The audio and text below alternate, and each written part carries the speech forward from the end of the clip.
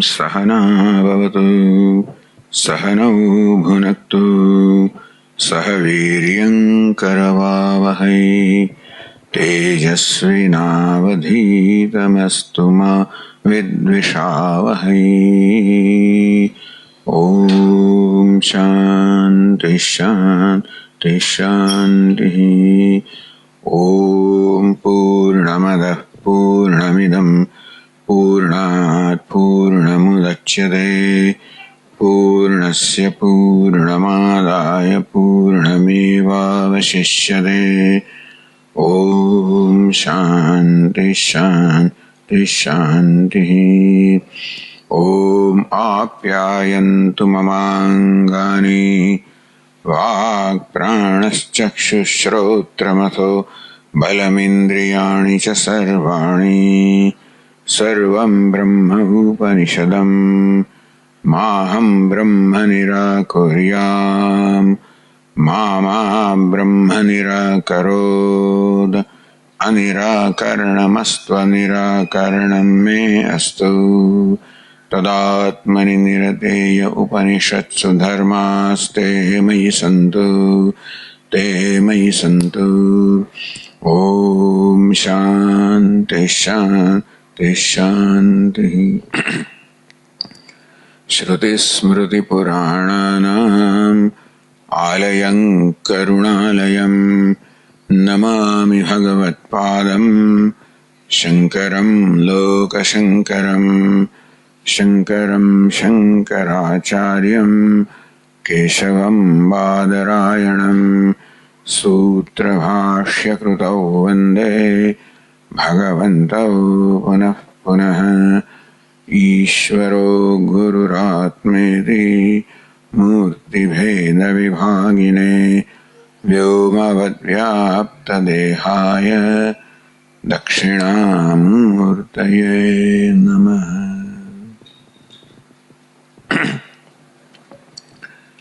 प्रतिबोधविदितं मतम् अमृतत्वं हि विन्दते आत्मना विन्दते वीर्यम् विद्यया विन्दते मृतम्।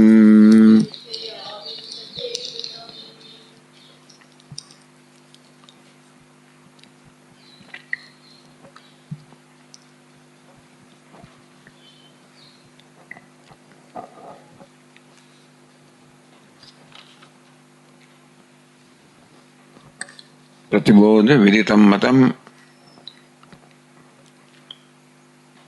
भाष्यकार समझाव्યું बौद्धा ही सर्वे प्रत्ययाः बौद्धाः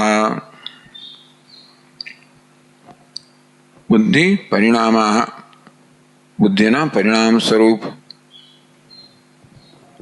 बुद्धिना विकार स्वरूप स्वबुद्धिनी अवस्था कहो यानी प्रत्यय कहो। बौद्धा प्रत्यय साथ बुद्धिना परिणाम रूप बुद्धिना विकार बुद्धिनी अवस्था रूप जे प्रत्यय છે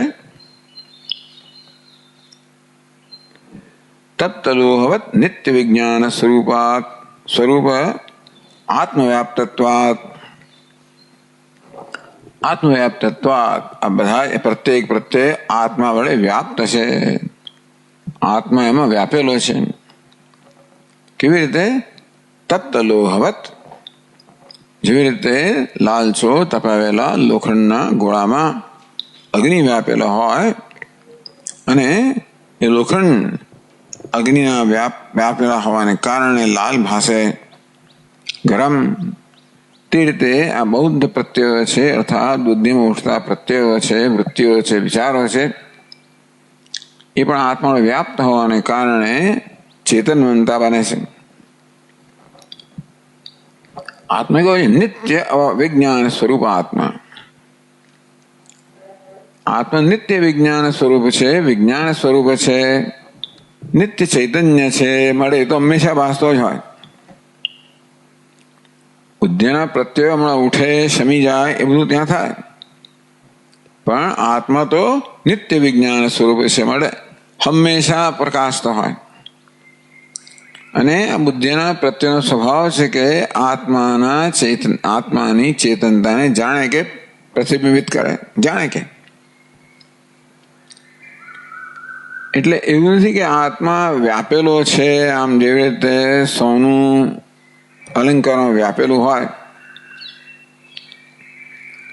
એવી જાતની વ્યાપકતા નથી. પણ જેવી રીતે રજ્જુ સર્પમાં વ્યાપેલો હોય, સત્ય મિથ્યામાં વ્યાપેલું કઈ રીતે કે આ સર્પ છે એમ જયારે કહીએ ત્યારે આ છે અંશ રજ્જુનો છે, એ રીતે એમ કહીએ કે રજ્જુ સર્પમાં વ્યાપેલું છે.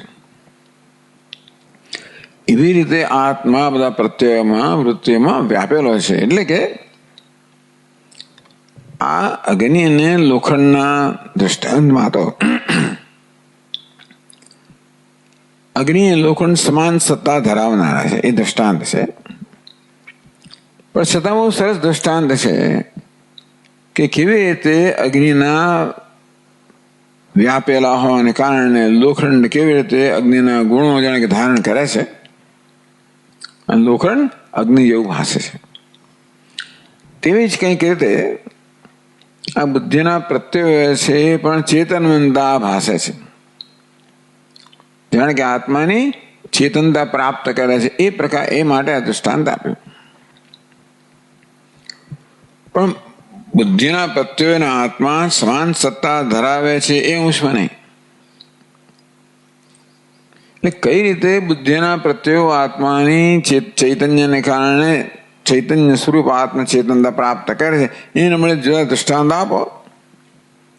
જાણે કે સૂર્ય પેલા જળમાં પ્રતિબિંબિત થાય અને જળ જેમ જળહળા થાય તેવી રીતે એમ કહેવાય કે ચૈતન્ય આ પ્રત્યયમાં બુદ્ધિમાં પ્રતિબિંબિત થાય. ભિન્ન ભિન્ન દૃષ્ટાંતો આપે. આપણે આટલું સમજવાનું છે કે કોઈક રીતે નિત્ય ચૈતન્ય જે પારમાર્થિક સત્તા ધરાવે છે એ આ બુદ્ધિના પ્રત્યે જે વ્યાવહારિક સત્તા ધરાવે છે એને ચેતનવંતા બનાવે છે. એ રીતે આ પ્રત્યેક પ્રત્યેક જાણે કે અરીસા સમાન ન હોય. અરીસો જેવી રીતે પોતાની સમક્ષ રહેલા ચહેરાને પ્રતિબિંબિત કરે તેમાં પ્રત્યેક પ્રત્યય પણ આત્માને જાણે કે પ્રતિબિંબિત કરે છે. એ રીતે આ પ્રત્યય છે આત્માના જ્ઞાન મળ્યું દ્વાર બને. નિત્ય વિજ્ઞાન સ્વરૂપ સર્વાત્મ વ્યાપ્તત્વાત આત્મવ્યાપ્તત્વાત આત્મા વ્યાપ્ત છે. કેવો આત્મા છે? નિત્ય અને વિજ્ઞાન સ્વરૂપ જે આત્મા છે એના વડે વ્યાપેલા હોવાને કારણે વિજ્ઞાન સ્વરૂપ અભાસા એ પણ જાણે કે વિજ્ઞાન સ્વરૂપ ના હોય, એ પણ જાણે ચેતનવંતા હોય, ચેતન હોય એવું ભાષે, વિજ્ઞાન સ્વરૂપનો અવભાસ છે. તો પ્રત્યય કેવા છે? વિજ્ઞાન સ્વરૂપ અવભાષા, જાણે કે વિજ્ઞાન સ્વરૂપ ધરાવનારા હોય, જાણે કે ચેતન હોય એ પ્રકાર ભાસી રહ્યા છે. તો અન્ય ભાષા છે આત્મા. આત્મા કેવો છે? એના કરતા અન્ય છે. આ પરપ્રકાશ જ આત્મા સ્વયં પ્રકાશ છે. આ મિથ્યા જ આત્મા સત્ય છે. આ પ્રત્યયો આત્માથી ભિન્ન નથી, પણ આત્મા એમનાથી ભિન્ન છે. આત્મા તદ વિલક્ષણ. જેમ અગ્નિ પેલા લોખંડ કરતા વિલક્ષણ છે તેવી રીતે આત્મા પણ આ પ્રત્યયો કરતા વિલક્ષણ છે.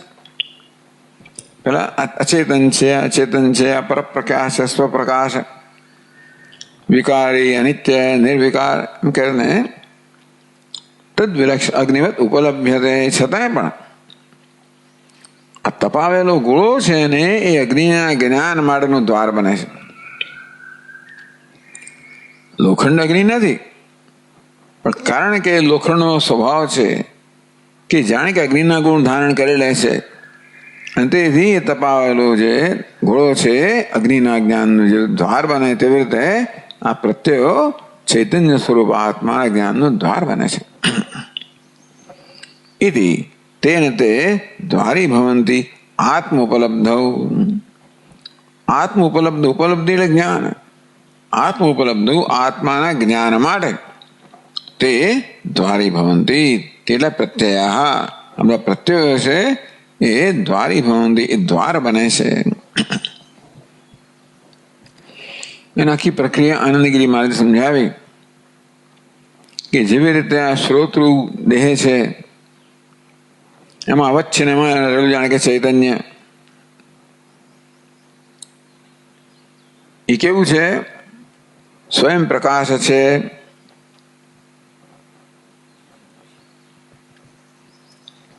હવે એ કેવી રીતે નક્કી કર્યું એમણે કે આ પ્રત્યયો છે ને એ બધા પ્રકાશે છે. આ પ્રત્યયો અચેતન હોવા છતાં પણ જાણે ચેતન હોય એ પ્રકારે ભાષે છે. અચેતન સ્વયં પ્રકાશની માટે અચેતનને ચેતનવાન બનાવનાર આત્મા હોવો જોઈએ. એ હું છું. અને ત્વમ પદ કહ્યું. તત્વમસી મહાવાક્યમાં ત્વમ શબ્દનો અર્થ એ થયો કે આ શ્રોતૃદેહમાં વચ્ચેનું ચૈતન્ય છે જે આ બધા પ્રત્યોને પ્રકાશિત કરે છે એ ચૈતન્ય હું છું. તથા સર્વ શરીરેષુ, જેમ આ દેહની અંદર બધા પ્રત્યોને પ્રકાશિત કરનાર આત્મા હું છું તેવી રીતે બધા દેહની અંદર જે પ્રત્યો છે એને પ્રકાશિત કરનાર આત્મા છે. પ્રશ્ન એ થયો કે જે ચૈતન્ય આ દેહમાં પ્રકાશિત કરે છે અને જે ચૈતન્ય અન્ય દેહમાં પ્રકાશિત કરે એ પહેલા ચૈતન્ય અનેક છે. છેલ્લા દેહ છે એટલા ચૈતન્ય છે. તો કેમ એટલા માટે ન હોય કે ચૈતન્ય કેવો છે? નિર્વિશેષ છે. બધી વિશેષતાઓ પ્રત્યયોમાં રહેલી છે. એ બધી વિશેષતાઓને પ્રકાશિત કરનાર ચૈતન્ય નિર્વિશેષ હોવો જોઈએ. તો આ દેહમાં પ્રકાશમાન ચૈતન્ય નિર્વિશેષ છે, તેમ અન્ય દેહમાં પ્રકાશમાન સાક્ષી ચૈતન્ય નિર્વિશેષ હોય. તેથી આ એક ચૈતન્ય આ દેહમાં પ્રકાશમાન ચૈતન્ય અને અન્ય દેહમાં પ્રકાશમાન ચૈતન્યને જુદા પાડે એવું કોઈ વિશેષતા છે જ નહીં. માટે ચૈતન્ય એક જ છે. અને ચૈતન્યમાં અનેકતા પણ ન હોય. અનેકતા પણ ત્યારે હોય જ્યારે એકબીજા કદાચ જુદા પાડે એવી કંઈક વિશેષતા હોય.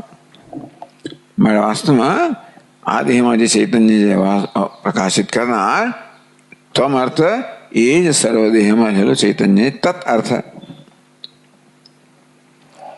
આ પ્રકારે જો કહ્યું વિભક્તત્વ છે તો માનો કે ભાઈ આ ચૈતન્ય બીજા ચૈતન્ય કદાચ જુદું છે. અનાત્મત્વાદી દોષ પ્રસંગાત, તો પેલા ચૈતન્ય અનાત્મ બની જાય. હું આત્મ ચૈતન્ય છું, બીજું ચૈતન્ય મારા ભલે ચૈતન્ય હોય, વેદાંત કે ભલે ઈશ્વર હોય, પણ એ મારા જ્ઞાનનો વિષય બને તો અનાત્મા જ બની જાય. તેમ એ ચૈતન્ય છે બે દેહમાં અનાત્મા બની જાય. અનાત્મત્વાદી દોષ પ્રસંગાત અનાત્મા બની જાય, દૃશ્ય બની જાય, જળ બની જાય.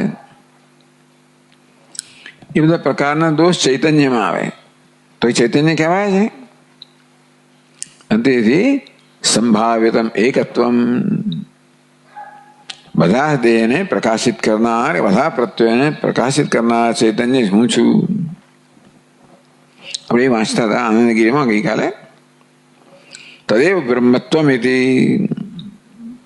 આનંદગીરીમાં 63માં પાન પર છેલ્લીથી ત્રીજી પંક્તિ. તદેવ બ્રહ્મત્વમ, બધા દેહની અંદર બધા પ્રત્યોને પ્રકાશિત કરનાર જે બ્રહ્મ છે તે તું છે. ઇતિ વાક્ય, શું થયું? વાક્ય મહાવાક્ય. કયું મહાવાક્ય? તત્વમસી. તદ એટલે શું? બ્રહ્મ. તદ બ્રહ્મત્વમસી. ત્યાં તદ એટલે કહ્યું જગત કારણ બ્રહ્મ. એવું છાંદોગ્યની જે તત્ છે શું છે? જગત કારણ બ્રહ્મ. કારણ કે સદૈવ સ્વમ ઇદમગ્ર આસીદ એકમેવા દ્વિતીયમ, ત્યાંથી આ પ્રારંભ કરવામાં આવ્યો.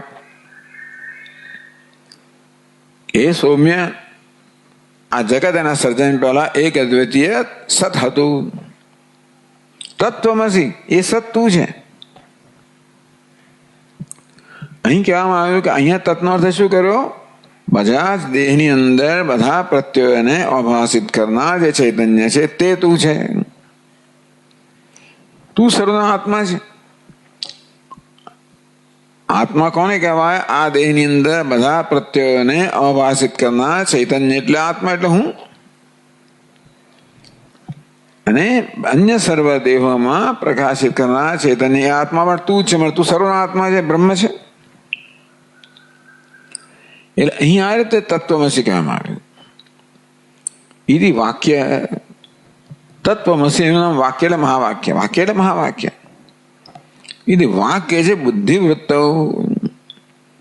આ પ્રકારે જ્યારે ગુરુ ઉપદેશ કરે તત્વમસી એટલે કહ્યું ને ગઈકાલે પ્રતિબોધ વિદિતમ. એ પ્રતિબોધ વિદિતમ એ અંશ છે એનો આ પ્રકાર અર્થ કર્યો કે જેવી રીતે બોધમ પ્રત્યેક બોધના સંદર્ભમાં આ દેહમાં પ્રકાશિત કરનાર ચૈતન્ય છે એ જ બધા જ દેહમાં બધા બોધને પ્રકાશિત કરનાર ચૈતન્ય છે અને એક છે તે તું છે. એમ પ્રતિબોધ પ્રત્યેક બોધના સંદર્ભમાં વિદિતમ એ પ્રકારે જાણવામાં આવેલું જે છે તત્વ એ જ બ્રહ્મ એ જ જાણવામાં આવે તો વિદિતમ ભવતી, તો પ્રતિબોધ વિદિતમ ભવતી. દરેક બોધના સંદર્ભમાં જાણવામાં આવે ત્યારે બ્રહ્મ વિદિતમ ભવતી, બ્રહ્મને જાણ્યું એમ કહેવાય. એ બ્રહ્મનું જ્ઞાન કહેવાય. એ સમજાવશે. તો વળી આનંદગીરમાં ઇતિ વાક્ય છે બુદ્ધિવૃત્ત. આ પ્રકારનું વાક્ય છે, મહાવાક્ય છે. એ મહાવાક્યને કારણે જે બુદ્ધિવૃત્તિ જન્મી, શું? અહમ બ્રહ્માસ્મિ અવિષયતા પ્રકાશતે. એમાં એકત્વમ તદ એકત્વમ બુદ્ધિવૃત્તો અવિષયતા પ્રકાશતે. આ એકત્વ છે, ત્વમ અને તત્વનું એકત્વ છે. ક્યાં પ્રકાશમાન થાય છે? આ મહાવાક્યના ઉપદેશને પરિણામે શિષ્યમાં જે વૃત્તિ જન્મે છે એમાં એકત્વ પ્રકાશિત થાય છે. કેવી રીતે? એકત્વ મારા જ્ઞાનનો વિષય, અવિષયતા પ્રકાશતે. એકત્વનો હું જ્ઞાતા નથી. એકત્વ જ્ઞાતા જ્ઞેયના ભેદ સહિતનું ભેદ સહિતનું જ્ઞાન નથી. અવિષયતા પ્રકાશ એટલે આત્મતા પ્રકાશ એટલે કે જ્યાં જ્ઞાતા જ્ઞેયનો ભેદ નથી એ પ્રકારે પ્રકાશ છે.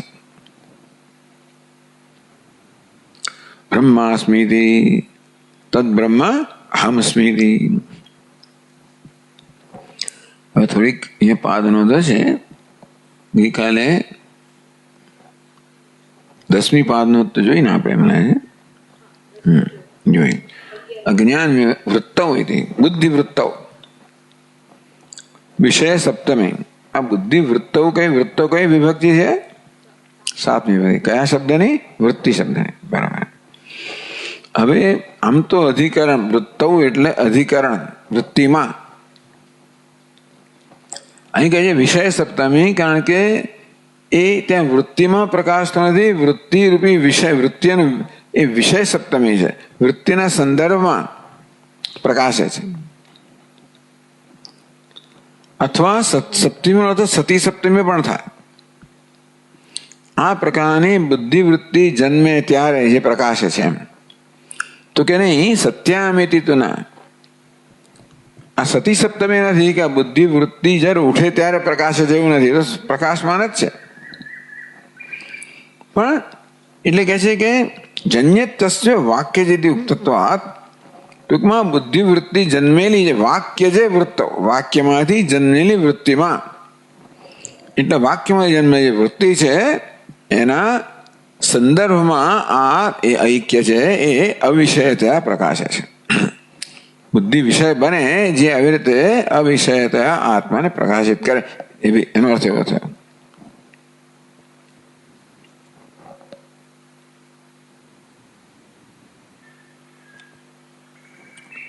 વૃત્તિ સંબંધ્ય અભિષ્ટત્વાદ. વૃત્તિનો સંબંધ અભિષ્ટ છે પરંતુ વૃત્તિ વિષય છે એવો સંબંધ છે જે આ પ્રકારના ઐક્યનું જ્ઞાન જન્માવે છે. વૃત્તિ દ્વાર બને છે ને, અથવા આ પ્રકાર મહાવાક્ય જન્મી વૃત્તિ જોઈએ એ તો અભિષ્ટ છે. એ વૃત્તિ જન્મે તો જ જ્ઞાન થાય. એટલે એ વૃત્તિની અંદર એમ કહેવાય કે ભાઈ આ ઐક્ય છે એ અવિષયતયા પ્રકાશમાન છે.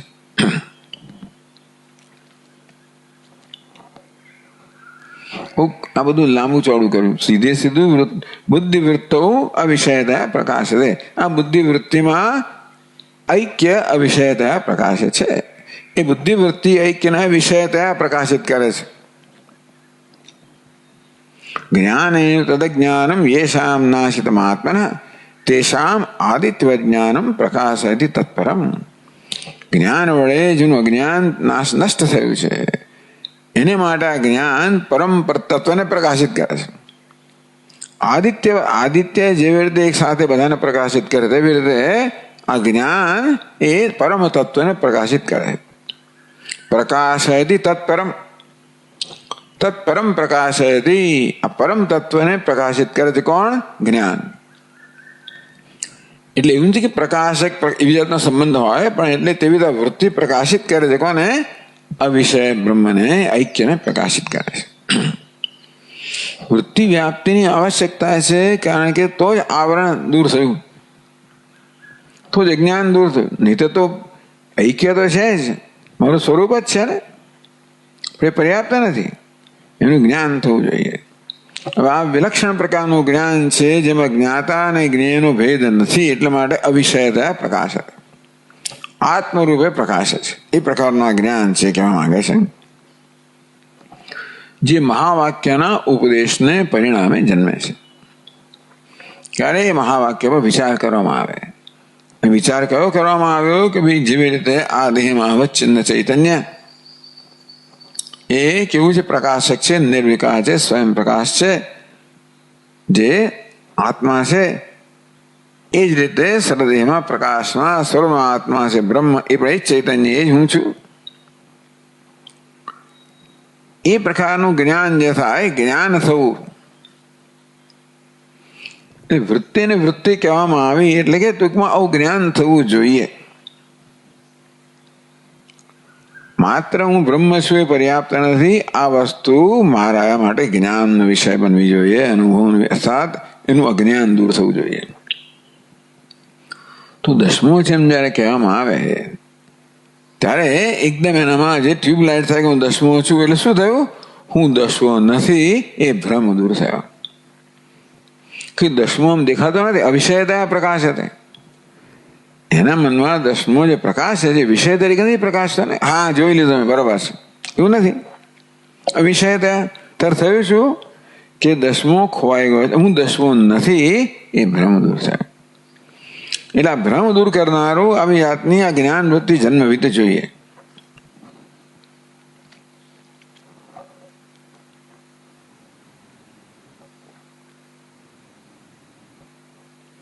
પછી ભાષ્યકાર હવે 63મા પાન પર છેલ્લી પંક્તિમાં આગળ ગયા છે.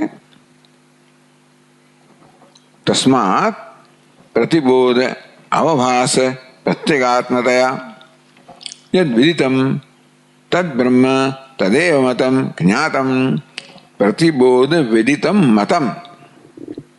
વાક્ય પ્રતિબોધ વિદિતમ મતમ. પ્રતિબોધ શબ્દનો અર્થ સમજાવવા ભાષ્યકારે બોધમ બોધમ પ્રતિ વિદિતમ. તસ્માત તે કારણથી પ્રતિબોધ અવભાસ પ્રત્યેગાત્મતયા. પ્રત્યેક બોધના અવભાસ, એમાં જે પ્રતિબિંબ છે એના બિંબ રૂપ એવું સમજાવશે. પ્રત્યેક બોધમાં પ્રત્યેક વૃત્તિની અંદર આત્મા પ્રતિબિંબ રૂપે પ્રકાશે છે. એના બિંબ રૂપે જ્યારે વિદિતમ, જ્યારે બ્રહ્મને જાણવામાં આવે, આત્મતયા જાણવામાં આવે, તદ બ્રહ્મ તદેવ મતમ, ત્યારે એ બ્રહ્મને મતમ જ્ઞાતમ, એ બ્રહ્મ જાણ્યું છે, વિદિતમ મતમ જ્ઞાતમ, ત્યારે બ્રહ્મ યથાર્થ રીતે જણાવ્યું છે.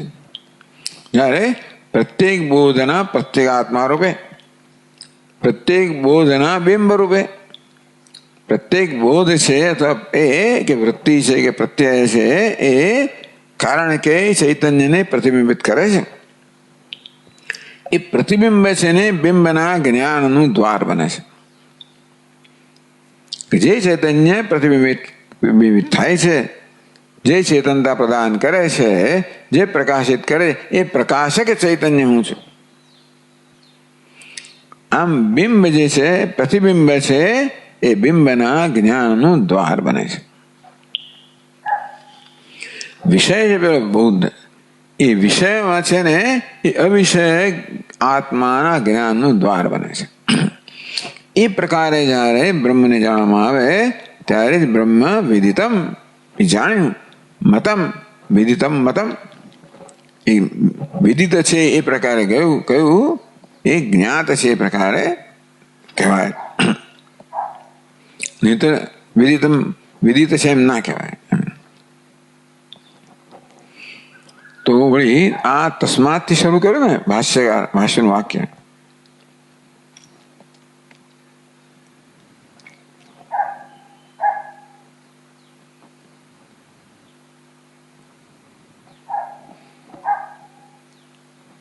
તસ્માત એટલે તે કારણથી, તો યસ્માત હોવું જોઈએ. એટલે આનંદગીરી એ વસ્તુ આપણને આપે છે, કે છે યસ્માત તાન અન્યાન જડાન અભાસયતિ તદ અન્યાભાસ. તો હવે તદ અન્યાભાસ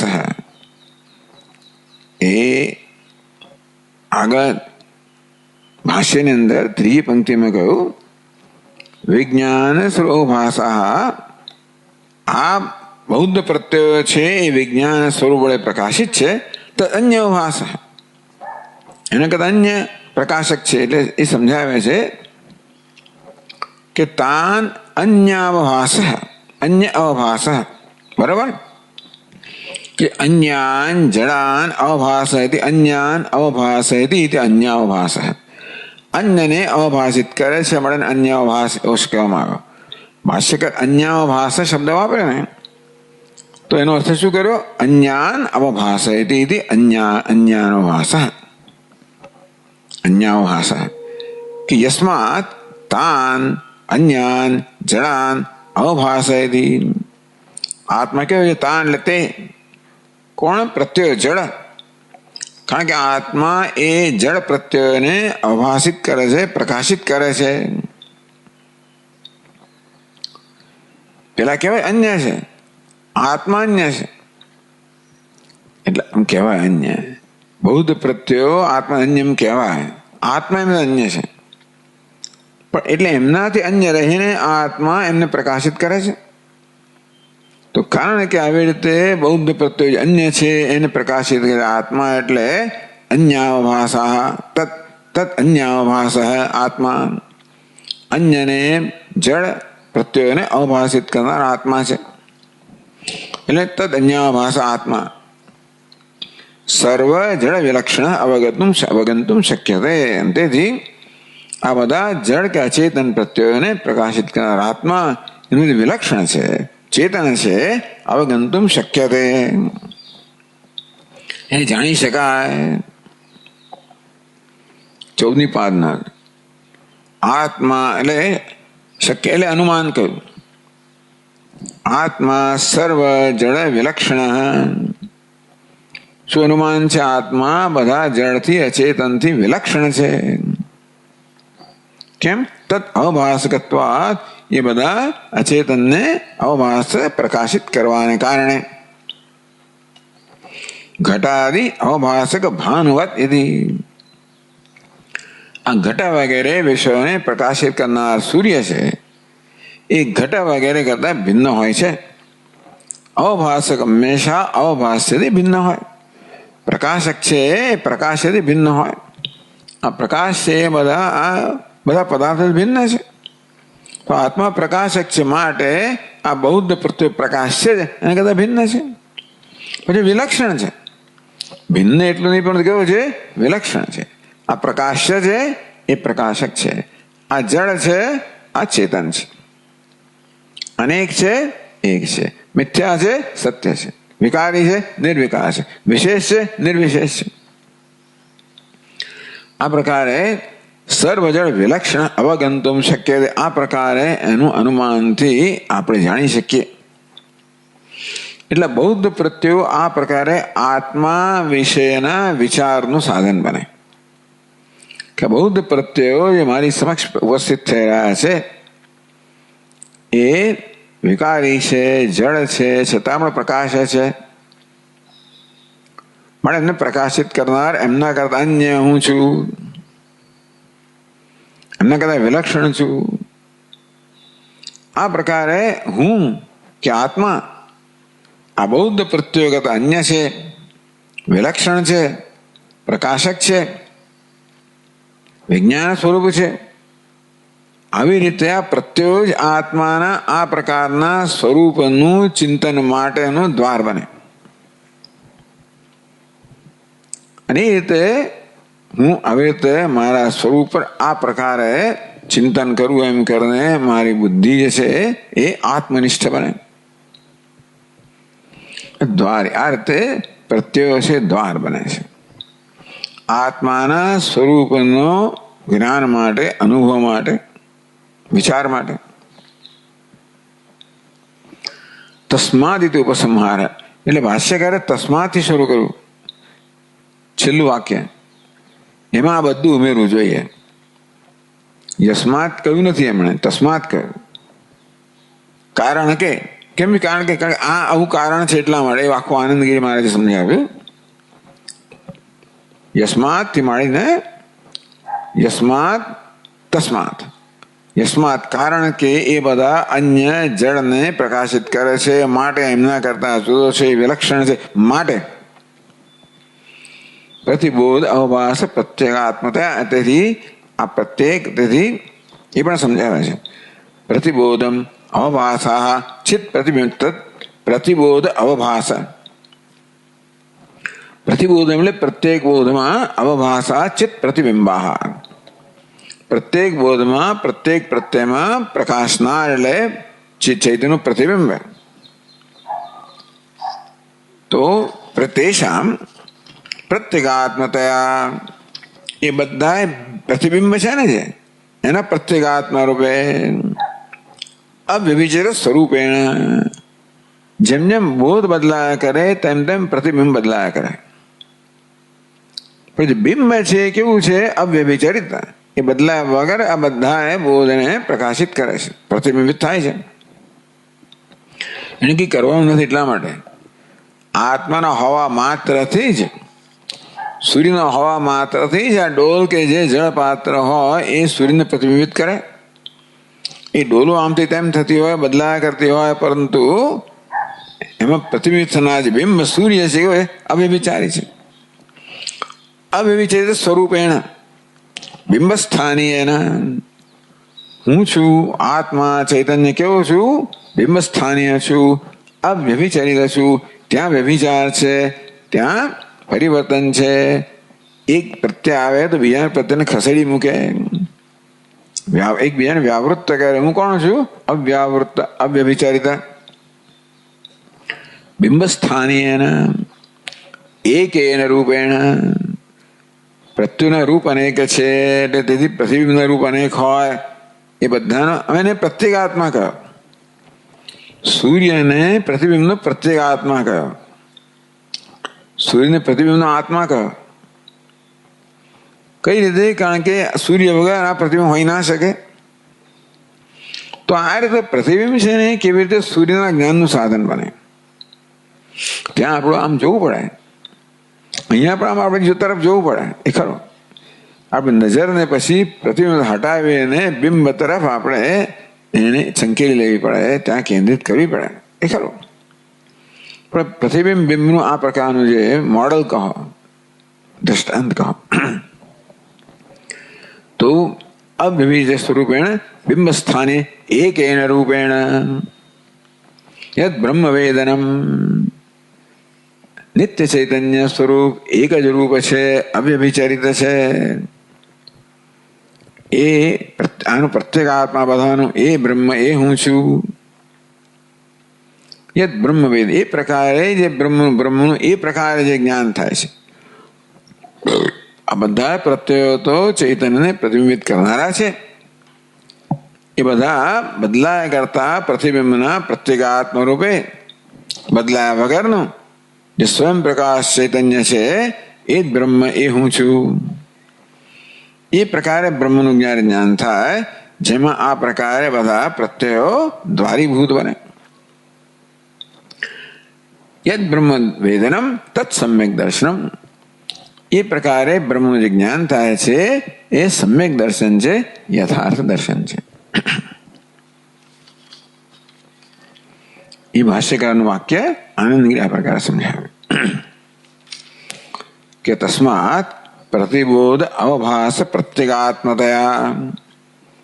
પ્રતિબોધ પ્રત્યેક બોધના અવભાસ એટલે એમાં પ્રતિબિંબના પ્રત્યેગાત્મા રૂપે, પ્રતિબિંબના આત્મા રૂપે યદ વિદિતમ, જ્યારે બ્રહ્મ અવ્યભિચરિત રીતે એનો આત્મા છે એ પ્રકારે જ્યારે જ્ઞાન થાય ત્યારે એ બ્રહ્મનું સાચું જ્ઞાન કહેવાય.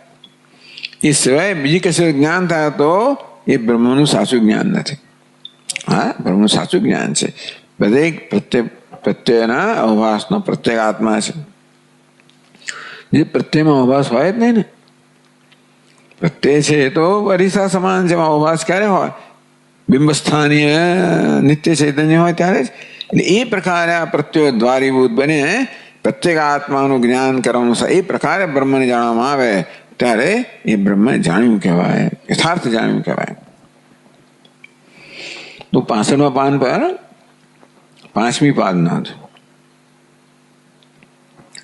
અવ્યભિચરિત સ્વરૂપેણ એવું કહ્યું ને, આનંદગીરીએ કહ્યું તયા અવ્યભિચરિત સ્વરૂપેણ. તો એ જ વસ્તુ કહે છે બિંબસ્થાનીય સ્ફુટાયતી. એટલે બિંબ કેવું હોય? અવ્યભિચાર હોય. પ્રતિબિંબ કેવું હોય? એમાં વ્યભિચાર હોય. બિંબ કેવું હોય? અવ્યભિચરિત હોય. એટલે અવ્યભિચરિત સ્વરૂપેણ કહો કે બિંબસ્થાનીય, એક જ વસ્તુ છે. અવ્યભિચરિત સ્વરૂપેણ એને સમજાવ્યું બિંબસ્થાનીય, એને સ્પષ્ટ કર્યું. એકેન રૂપેણ 65 પાદનો, એટલે સર્વ શરીરેષુ એકત્વ ઇત્યર્થ. તો કે આ જે બિંબ સ્વરૂપ હું છું નિત્ય ચૈતન્ય, એ જ બધા દેહમાં રહેલું ચૈતન્ય છે. એ પણ ખરું પાછું. એટલે એકેન રૂપેણ ચૈતન્ય અનેક નથી. આમ ત્વમપદ અને તત્પદ એક જ છે. એ પ્રકારે જ્યારે તદા તદ વિદિતમ, ત્યારે બ્રહ્મ વિદિતમ મતમ, વિદિત છે એમ કહેવામાં આવે જ્ઞાતમ મતમ.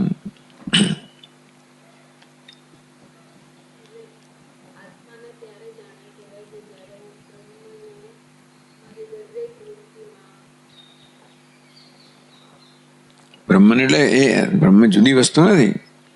દરેક વૃત્તિમાં જે પ્રકાશિત થઈ રહ્યું છે એ હું છું. દરેક વૃત્તિમાં જે પ્રતિબિંબ છે ને એ હું છું. તો પ્રતિબિંબમાંથી નજર હટાવી લઈએ પછી તો હુંમાં નજર આવે, અને આ જે હું છું એ જ બધાનું હું છું. એ અનુમાનથી છે. આ પ્રકારે પહેલા પ્રત્યેગાત્માનું જ્ઞાન, પછી સર્વાત્માનું જ્ઞાન. કારણ કે બીજો આત્મા આ આત્મા કરતા ભિન્ન હોઈ શકે નહીં, નિર્વિશેષ હોવાને કારણે. એ પ્રકારે મારી જાતને સર્વના આત્મા રૂપે હું જ્યારે જાણું ત્યારે એ બ્રહ્મનું યથાર્થ જ્ઞાન કહેવાય, સમ્યક જ્ઞાન કહેવાય. તત્સમ્યક દર્શનમ ઇત્યર્થ.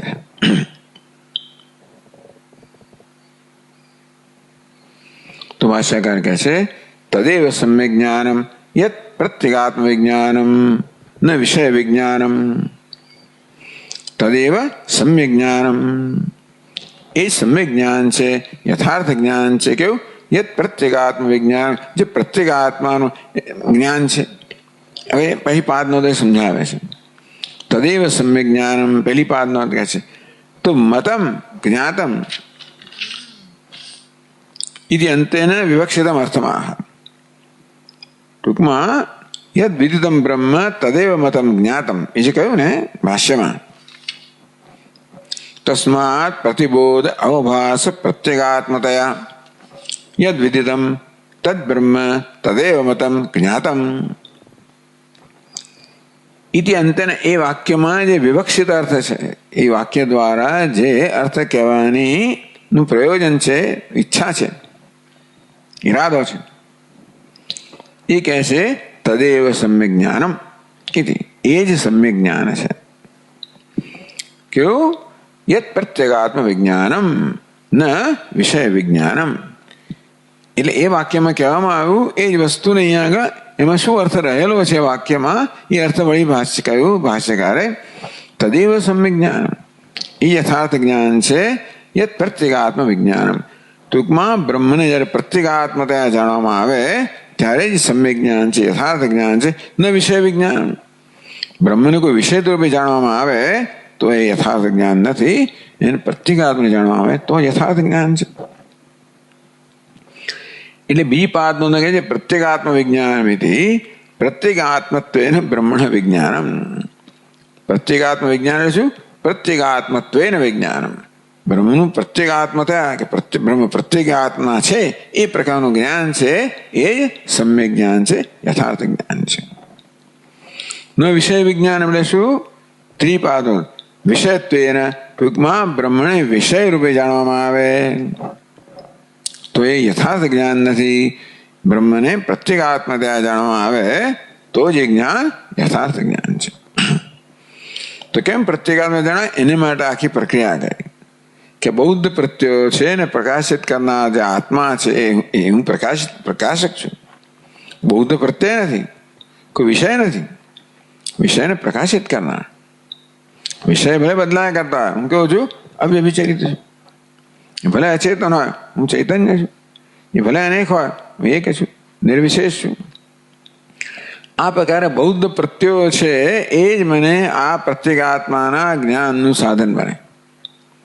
એ જ બ્રહ્મને પ્રત્યેગાત્મતયા જાણું ત્યારે એ યથાર્થ જ્ઞાન કહેવાય. બ્રહ્મને કોઈ બૌદ્ધ પ્રત્યય તરીકે જાણું, કશા બીજા રીતે જાણું તો એ યથાર્થ જ્ઞાન નથી.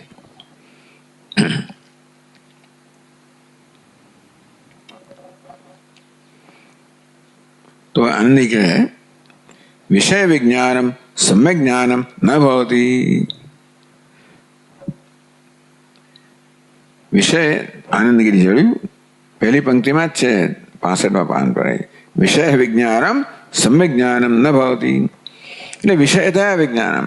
બ્રહ્મને વિષય રૂપે જાણવું એ સમ્યક જ્ઞાન નથી, યથાર્થ જ્ઞાન. કેમ નથી? એનું કારણ આત્મત્વેન. આમ તો આત્મત્વાત પંચમી વિભક્તિ હોય કે ત્રીજી વિભક્તિ બંને હેતુ કહે છે. સામાન્ય એ પંચમી વિભક્તિનું આત્મત્વાત એવું કહ્યું, પણ અહીંયા આત્મત્વેને કહ્યું. એટલે આ ત્રીજી વિભક્તિ છે ને એ કેવી છે? એ પણ ટૂંકમાં કારણ કહે છે, હેતુના અર્થમાં છે, બીજા અર્થમાં નથી. નહીં તો કરણ વગેરે એવું નથી, હેતુના અર્થમાં છે.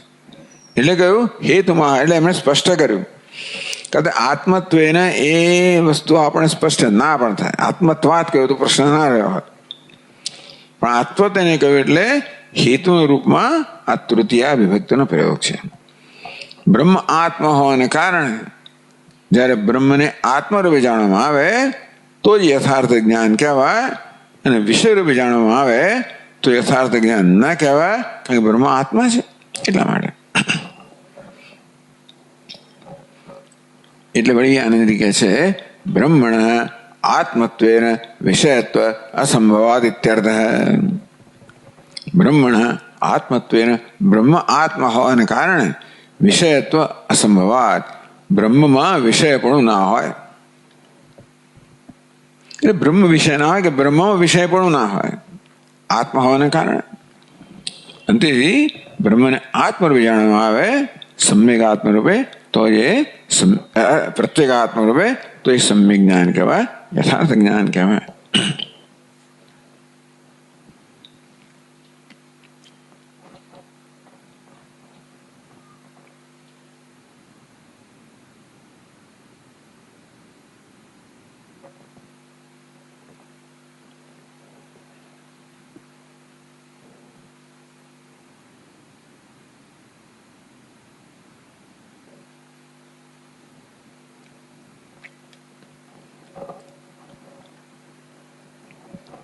પછી આગળ ભાષ્યકાર કહે છે કે ભાઈ આત્મા છે બ્રહ્મ એવું ક્યાંથી નક્કી કર્યું આપે? પ્રત્યેગાત્માનમૈક્ષતે કાઠકે. કઠોપનિષદમાં આવ્યું પરાંચખાની વેતન સ્વયંભૂ તસ્માત પરાંકશે નાંતરાત્મ બનું કશ્ચિત ધીર પ્રત્યેગાત્માનમૈક્ષત આવૃત ચક્ષુ અમૃતત્વમિચ્છન. કશ્ચિત ધીર, આમ તો ભગવાને આપણી ઇન્દ્રિયોને મનને બહિર્મુખ ઘડેલા છે. આ ઇન્દ્રિયોમાં વિષય મળે સ્વાભાવિક આકર્ષણ મૂકેલું છે. તસ્માત પરાંગ, ઇન્દ્રિયો હંમેશા બહાર જોનારી છે. સામાન્ય માણસ પણ બહાર જોનારો છે. કે એવી રીતે ભગવાન ઇન્દ્રિયો ઘડી એવી છે કે માત્ર બહારના વિષયોનું જ્ઞાન માટે જ એમણે યોગ્ય બનાવે. તસ્માત પરાંગ, માણસ હંમેશા બહાર જ જોતો હોય છે. એટલે ઇન્દ્રિયો અંતરાત્મા જોઈ જ ના શકે. એટલે ઇન્દ્રિયો પર આધાર રહીએ આપણે કે આપણું જ્ઞાનનું સાધન ઇન્દ્રિયો છે ને મન છે, તો ભગવાને મહિરૂપ બનાવ્યું છે માટે હંમેશા બહાર જ ભટક્યા કરે. કશ્ચિત ધીર, કોઈક ધીર હોય, વિવેકી હોય, બુદ્ધિશાળી હોય, વિવેક વૈરાગ્ય ધરાવનારો હોય, અમૃતત્વ ઈચ્છન, એને અમૃતત્વની ઈચ્છા છે. અર્થાત એવા ધીર વિવેકી પુરુષને જણાવ્યું કે હું જીવનમાં જે શોધું તો અમૃતત્વ છે. પોતાની ઈચ્છાઓને સમજો. એવું નથી કે એ જ માત્ર અમૃતત્વ ઈચ્છે છે. પ્રત્યેક મનુષ્ય અમૃતત્વ જ ઈચ્છે છે. અમૃતત્વ કહો, મોક્ષ કહો, અમૃત આનંદ કહો. મોટા ભાગના લોકોને એવી સમજ ન હોવાના કારણે એવું માની લીધું છે કે હું જે ઈચ્છું છું ત્યાં બહાર છે, એવી જાતની વૃત્તિ સાથે જન્મ્યા છે. આમાં માત્ર બહિર્મુખતા છે એટલું જ નહીં, પરંતુ એ પ્રકારનો નિશ્ચય પણ છે કે જીવનમાં હું જે ઈચ્છું છું એ ત્યાંથી જ પ્રાપ્ત કરવાનું છે. માયાની આટલી બધી હદ છે ને. જગત બનાવ્યું તો ખરું, પણ જગત સત્ય છે એવી સત્ય બુદ્ધિ માયા જન્માવે છે. જગત સત્ય એટલે જે આનંદ છે એ વિષયનો સ્વભાવ છે એવું માયા ઠસાવેલું જ છે, એવું લઈને આવ્યો છે. એટલે જ કશ્ચિત ધીર. આવો ગાડીનો પ્રવાહ છે, એમાં કોઈ અપવાદરૂપ નીવડે કે નહીં, ઉભા આ બધું બરોબર લાગતું નથી. નાસ્તિ કૃત કૃતેના, આ કર્મથી અનિત્ય વસ્તુથી નિત્ય પ્રાપ્ત ના, એ ત્યાં જ કહ્યું છે. પરાચ કામાન અનુયંતિ બાલાહ, આ બાળ બુદ્ધિના માણસો છે એ જ માત્ર આવા બહારના કામના વિષયો છે એનું અનુસરણ કરનારા હોય છે. અધ્રુવેશુ ધ્રુવ પ્રાર્થયંતે, પણ જે બુદ્ધિમાન માણસો જાણે છે કે આ બધા અધ્રુવ છે. આ કેવા છે? અધ્રુવ છે, અનિત્ય છે. એ ધ્રુવને નિત્યને ના આપી શકે. ત્યાં જયારે મુંડકમાં કર્મની વાત કરવામાં આવી, અહીં તો પરાચ કામાન અનુયંતિ બાલાહ તે મૃત્યો પયંતિ વિતતસ્ય પાશમ. એટલે બાળ બુદ્ધિના માણસો તો બધા ખોજ હંમેશા હવે પરાચ બહારના કામના વિષયો છે એમાં જ હંમેશા ભટકનારા છે, અને તેથી મૃત્યુના પાશમાં હંમેશા સપડાયેલા જ હોય છે. પણ જે આવા બુદ્ધિમાન મનુષ્ય છે, ધ્રુવમધ્રુવેશ્વર ન પ્રાર્થયંતે, એ જાણે છે કે ધ્રુવ વિષયો છે આ બધા, એ ધ્રુવની પ્રાર્થના નથી કરતા. અર્થાત જોઈ છે કે જગતના પદાર્થો કેવા છે? અધ્રુવ છે, અનિત્ય છે. અને હું શું ઈચ્છું છું? ધ્રુવ ઈચ્છું છું, નિત્ય ઈચ્છું. મને પ્રાર્થના કરતા નથી ત્યાંથી મેળવવાની. આવો જ એને ધીર પુરુષ કહેવાય. આ પ્રકારનો વિવેક કરીને વૈરાગ્ય જન્મ્યો. કશ્ચિત ધીર અમૃતત્વ ઈચ્છન. એને પહેલા તો આ પ્રકારે વિવેક જન્મ્યો કે હું ઈચ્છું છું એ અધ્રુવ છે, અમૃતત્વ ઈચ્છું છું. અધ્રુવ કહો, ધ્રુવ કહો કે અમૃતત્વ કહો. અધ્રુવ એટલે વિકારી, મર્ત્ય. તો હું ધ્રુવને ઈચ્છું છું. આ તો બધા અધ્રુવ પદાર્થો છે. અમૃતત્વ ઈચ્છન, હું અમૃતત્વની ઈચ્છે રહ્યો છું. એવું કે અમૃતત્વની ઈચ્છા કરી, એને એ સમજ્યો કે પોતે જે ઈચ્છે છે એ અમૃતત્વ ઈચ્છી રહ્યો છે. અંતેથી અમૃત ઈચ્છન પ્રત્યેગાત્માનમૈક્ષત આવૃત ચક્ષુ, એટલે આવૃત ચક્ષુ બન્યો. પેલા બાળક બુદ્ધિના માણસો હંમેશા કેવા છે? બધા બહિર્મુખ છે. અંતે આ વિવેક પુરુષે આવૃત ચક્ષુ, ત્યાંથી પોતાના ચક્ષુને, ઇન્દ્રિયોને, બુદ્ધિને સંકેલી દીધા. ત્યાં હવે ભટકતા નથી, ત્યાં શોધતા નથી. એટલે અંતર્મુખ બન્યા, અંતર શોધ શરૂ થઈ. અમૃતત્વ વિચ્છિન્ન, અમૃતત્વની શોધ ક્યાં? આત્મરૂપે. પ્રત્યેગાત્માનમ ઈક્ષત, એના પરિણામે પ્રત્યેગાત્માનમ ઈક્ષત, એમણે પ્રત્યેગાત્માનું દર્શન કર્યું. કશ્ચિત ધીર અમૃતત્વ ઈચ્છન, કોઈ ધીર વિવેકી પુરુષ અમૃતત્વની ઈચ્છા કરી, એટલે પોતાની ઈચ્છા અમૃતત્વની છે એવું જાણીને જે મૃત પદાર્થો છે, અધ્રુવ પદાર્થો છે, એમાંથી એની નિવૃત્ત થઈ ગયો. ચક્ષુ કે મન કેવું થઈ ગયું? નિવૃત્ત થયું, આવૃત્ત થઈ ગયું, અંતર્મુખ બની ગયું. અને એ રીતે એણે પ્રત્યેગાત્માના ઈક્ષત, પ્રત્યેગાત્માના દર્શન કર્યા. તો એ વાત ભાષ્યકાર અપ્રત્યેગાત્માના ઈક્ષત, ટૂંકમાં કાઠકે કઠોપનિષદમાં આપણે કહ્યું કે આ ધીર પુરુષે બ્રહ્મના દર્શન કર્યા, કે પ્રત્યેગાત્મ રૂપે કર્યા. એટલે બ્રહ્મના પ્રત્યેગાત્મ રૂપે દર્શન થાય તો જ યથાર્થ દર્શન છે, નહીતર નહીં. તો હવે આનંદગીરી કહે છે અદ્વયાનંદ રૂપસ્ય સર્વજ્ઞત્વાદિ ધર્મકસ્ય બ્રહ્મણ શાસ્ત્રે સમધિગમ્યત્વાદ તટસ્થસ્ય અપરોક્ષત્વમ ન સંભવતી કિંતુ પ્રત્યેક રૂપેણ વેતિ અભિપ્રેત્ય કાઠકેપી વિશેષણમ ઇત્યર્થઃ. હવે અમૃતત્વમ ઇચ્છન છે ને, એટલે અદ્વયાનંદ સ્વરૂપસ્ય, કે હું જે ઈચ્છ્યું છું એવું એ કેવું છે? અદ્વયાનંદ સ્વરૂપ છે, આનંદ સ્વરૂપ ને ઈચ્છી રહ્યો. અમૃતત્વ ઈચ્છન, આનંદ સ્વરૂપ પરમાત્મા તત્વ ઈચ્છી રહ્યો છે. પણ અદ્વયાનંદ ભાઈ કેવું છે? સર્વજ્ઞત્વાદિ ધર્મકસ્ય બ્રહ્મણ, બ્રહ્મ જ્ઞાન સ્વરૂપ છે, એટલે સર્વજ્ઞત્વ વગેરે ધર્મ ધરાવનારું સર્વજ્ઞ જ્ઞાન સ્વરૂપ. તેથી ત્યાં આગળ વિપશ્ચિત શબ્દનો અર્થ, વિપશ્ચિત શબ્દ પ્રયોગ થયો. ન જાયતે મ્રિયતે એવા વિપશ્ચિત. વિપશ્ચિત કહો, સર્વજ્ઞ કહો, જ્ઞાન સ્વરૂપ કહો. સર્વજ્ઞ અર્થે જ્ઞાન સ્વરૂપ જ કહેવાનું, સમજવાનું. એટલે અદ્વય છે, આનંદ સ્વરૂપ છે, જ્ઞાન સ્વરૂપ છે, આ પ્રકારના ધર્મ ધરાવનારું બ્રહ્મ. બ્રહ્મણ આ છઠ્ઠી વખત કેવું બ્રહ્મ છે? અદ્વયાનંદ રૂપસ્ય બ્રહ્મણ, બ્રહ્મ જે અદ્વયાનંદ રૂપ છે. સર્વજ્ઞત્વાદિ ધર્મકસ્ય, વળી કેવું છે? સર્વજ્ઞત્વ વગેરે, સર્વજ્ઞત્વ વગેરે ધર્મ ધરાવનારું છે.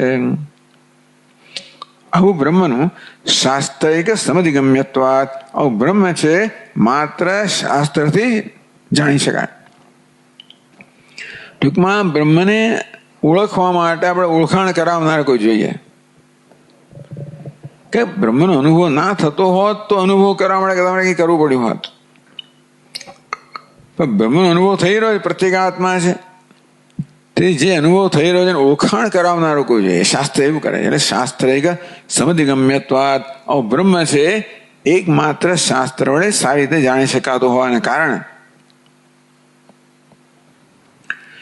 તટસ્થસ્ય અપરોક્ષત્વ ન સંભવ, જે તટસ્થ હોય, મારા કરતા ભિન્ન હોય, એનું અપરોક્ષતા ન થાય.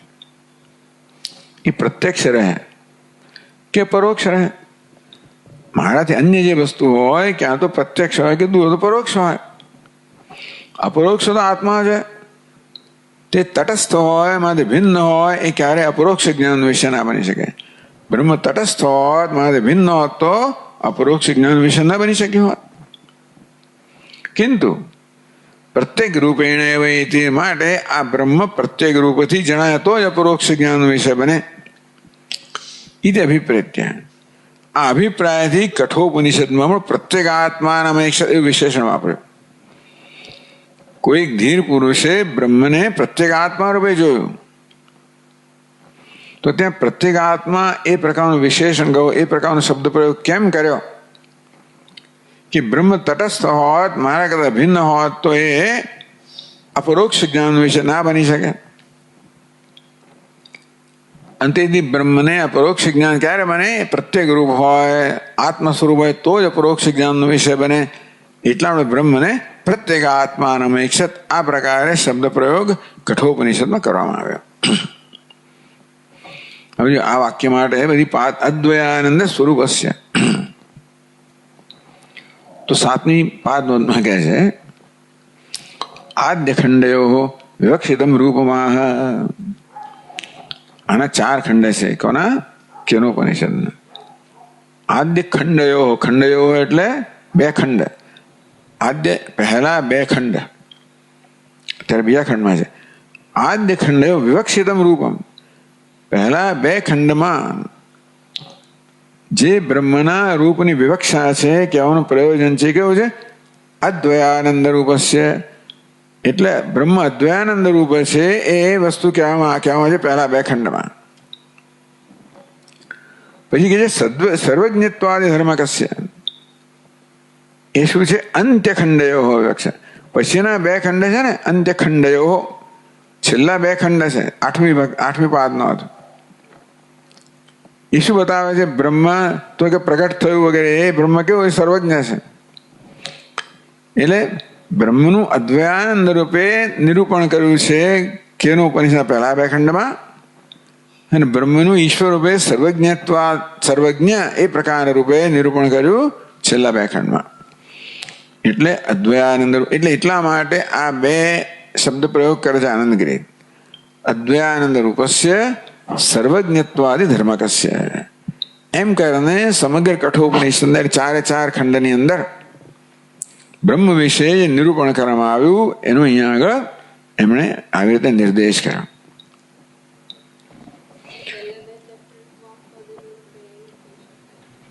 ના, બ્રહ્મનું નિરૂપણ કરે પહેલા 2 પણ. એ અદ્વય આનંદ સ્વરૂપ બ્રહ્મ છે એવું નિરૂપણ કરે. બ્રહ્મને અદ્વય છે, આનંદ સ્વરૂપ જે પ્રકારનું નિરૂપણ પહેલા 2 ખંડ કરે છે, અને બ્રહ્મ સર્વજ્ઞ વગેરે છે એવું નિરૂપણ પછીના 2 ખંડ કરે છે. બ્રહ્મણ શાસ્ત્રિક સમધિગમ્યત્વાત. પછી તટસ્થસ્ય. તટસ્થસ્ય પછીની પાદનો કહે છે. હવે શાસ્ત્ર દ્વારા બ્રહ્મને જાણવાનું છે, બરોબર છે, પણ શાસ્ત્રના 2 વિષય છે, બ્રહ્મ અને ધર્મ બંને. એટલે કર્મકાંડ રૂપી શાસ્ત્ર છે એ આપણે ધર્મનું સ્વર્ગનું જ્ઞાન આપે છે. તો કહે છે ફૂટનોટ 9મી પાદનો, શાસ્ત્રમ ચ સ્વર્ગાદિવત તટસ્થેન અપરોક્ષમ જ્ઞાનમ પ્રસૂતે. પ્રસૂતે સંધિ આવે, એ પ્રસૂત થયો, એનો અય થયો, એનો લોપ થયો, એટલે એચો વાયા. તો કોઈ એમ કહે કે શાસ્ત્ર પણ આપણે સ્વર્ગનું જ્ઞાન આપે છે, એટલે બ્રહ્મનું જ્ઞાન આપે છે. સ્વર્ગ એવું છે, તટસ્થ છે, માર્ગ જુદું છે. અને તો બ્રહ્મ પણ જે સ્વર્ગ જુદું છે અને શાસ્ત્રનું જ્ઞાન આપે છે, તો બ્રહ્મ પણ જુદું હોય, શાસ્ત્ર એવી રીતે બ્રહ્મનું જ્ઞાન આપે, એવું કેમ ના હોય? તો કે નહીં, તટસ્થસ્ય. ટૂંકમાં એ કયું જ્ઞાન છે? પરોક્ષ. સ્વર્ગનું જ્ઞાન કેવું છે? પરોક્ષ જ્ઞાન છે. બ્રહ્મનું જ્ઞાન કેવું છે? અપરોક્ષ જ્ઞાન છે. સ્વર્ગ તટસ્થ છે, આપણા કરતા જુદું છે, માટે પરોક્ષ જ્ઞાનનો વિષય છે. બ્રહ્મ આત્મ સ્વરૂપ, પ્રત્યેક આત્મ સ્વરૂપ છે, અંતે એનું અપરોક્ષ જ્ઞાન થવું જોઈએ. એટલે શાસ્ત્રાત તટસ્થત્વેને, એટલે કહે છે આત્મ તટસ્થ એટલે જુદું, આત્મ ભિન્નત્વેને પોતાને ભિન્ન, ગૃહ્યમાણસ્ય અપરોક્ષત્વ ન સંભવતી. બ્રહ્મને તટસ્થ રૂપે આત્મા કરતા ભિન્ન રૂપે જ્યારે ગ્રહણ કરવામાં આવે, જાણવામાં આવે, ત્યારે એ જ્ઞાન અપરોક્ષ જ્ઞાન ના હોય, એ સાક્ષાત્કાર કહેવાય. પણ કેવું છે? એમાં જ્ઞાતા જ્ઞેય અને ભેદ વાળું જ્ઞાન હોય. અપરોક્ષ જ્ઞાન જ્યાં જ્ઞાતા જ્ઞેય બંનેનો ભેદ છે એ પણ નિવૃત્ત થઈ જાય છે. અત્યારે છે જ પણ અપરોક્ષ જ્ઞાન કોનું? પોતાનું. અત્યારે મારી જાત અપરોક્ષ ત્યાં જ જાણું છું. ખરું કે નહીં? જોયો છું કદાચ હું છું? કોણે કહ્યું? હું કહું છું. કેમ કે કહું છું? કારણ કે સ્વયં પ્રકાશ છે અને આત્મરૂપે જ પ્રકાશ રહ્યું છે ને. એટલે અત્યારે અપરોક્ષ જ્ઞાન છે, સમજવાની જરૂર છે.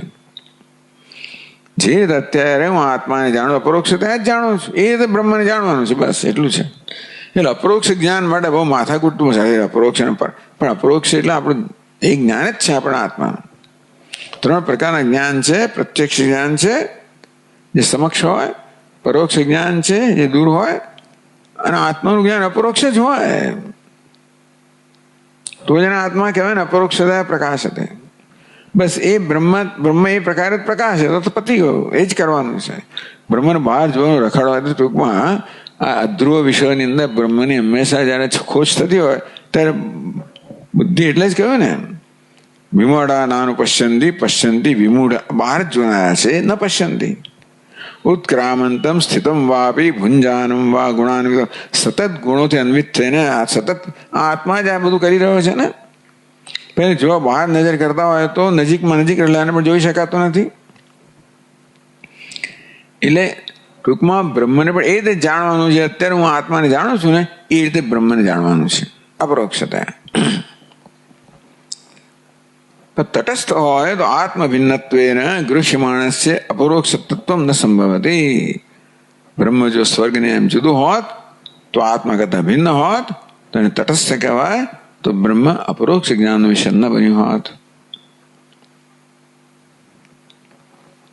એટલે કિંતુ પ્રત્યેક રૂપેણ વૈતી, બ્રહ્મને પ્રત્યેક રૂપે જાણવાનું છે. એટલા માટે કાઠકે વિશેષણમ, વિશેષણ 10મી પાદનો પ્રત્યેક તોક્તિ યાવત કઠોપનિષદ પ્રત્યેક આત્માનમૈક્ષત, આત્માના વે પ્રત્યેક આત્માનું પ્રત્યેક વિશેષણ વાપરે. આત્માના દર્શન કરે પ્રત્યેક આત્માના દર્શન, પ્રત્યેક એટલે પોતાના સ્વરૂપ રૂપે દર્શન થયા. બ્રહ્મના પ્રત્યેક આત્મા રૂપે પોતાના સ્વરૂપ રૂપે એટલે આત્મામાં એક પ્રત્યેક વિશેષણ ઉમેરવામાં આવ્યો. આત્માને કઈ માનવા એટલે પ્રત્યેક આત્મા એટલે કોઈ જાતનો કોઈ સંશય જ ના રહે કે અમારા સ્વરૂપની વાત છે.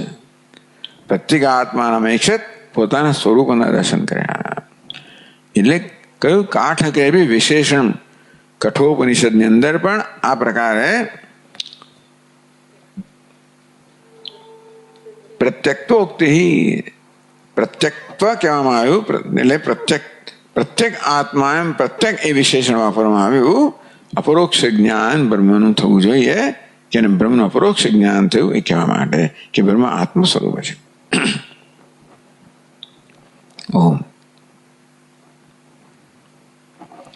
ઓમ પૂર્ણમદ પૂર્ણમિદમ પૂર્ણાત પૂર્ણમુદચ્યતે પૂર્ણસ્ય પૂર્ણમાદાય પૂર્ણમેવાવશિષ્યતે. ઓમ શાંતિ શાંતિ શાંતિ. શંકરમ શંકરાચાર્યમ કેશવમ બાદરાયણમ સૂત્રભાષ્યકૃતૌ વંદે ભગવन्तૌ પુનઃ પુનઃ. ઈશ્વરો ગુરુરાત્મેતિ મૂર્તિભેદ વિભાગિને વ્યોમવદ્વ્યાપ્તદેહાય દક્ષિણામૂર્તયે નમઃ.